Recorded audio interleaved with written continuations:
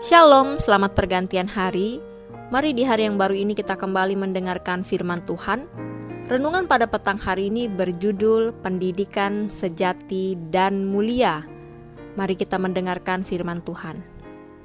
Banyak dari orang tua ingin memberikan pendidikan paling tinggi dan terbaik bagi anaknya. Ini adalah hal yang baik. Tetapi tahukah Anda bahwa kita sedang mengalami masa krisis mental karena banyak di antara masyarakat tidak memiliki pendidikan yang sejati. Banyak anak-anak pintar dalam ilmu pengetahuan tetapi tidak memperhatikan kehidupan keagamaannya, bahkan tidak mempedulikannya sama sekali.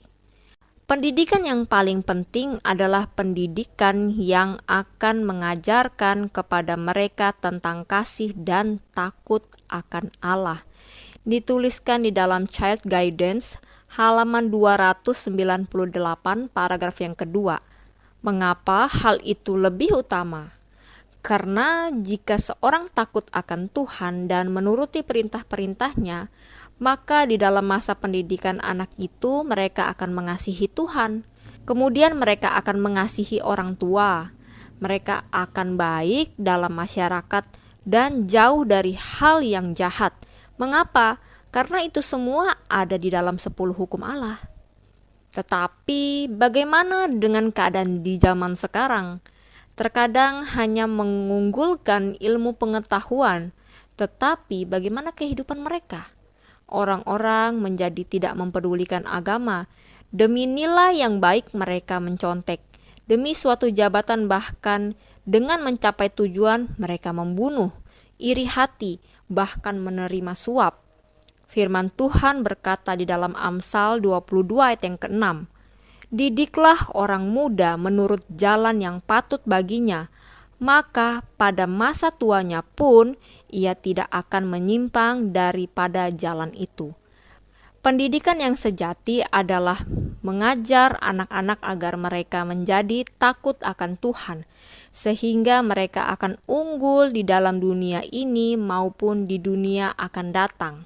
Di dunia ini dan Tuhan pun membutuhkan orang-orang yang setia dan teguh dalam kebenaran. Seperti yang tertulis, keperluan dunia yang terbesar adalah keperluan akan manusia-manusia yang tidak dapat diperjualbelikan.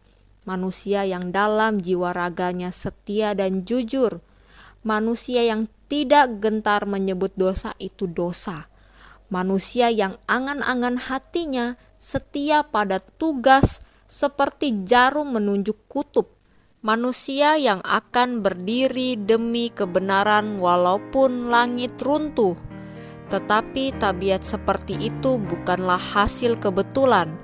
Itu bukan hasil pilih kasih atau sumbangan Tuhan.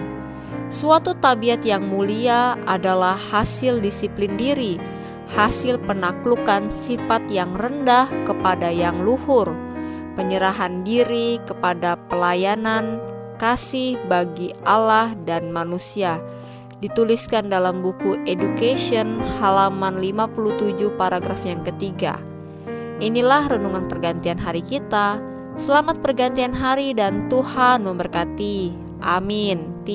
Amin. Amin.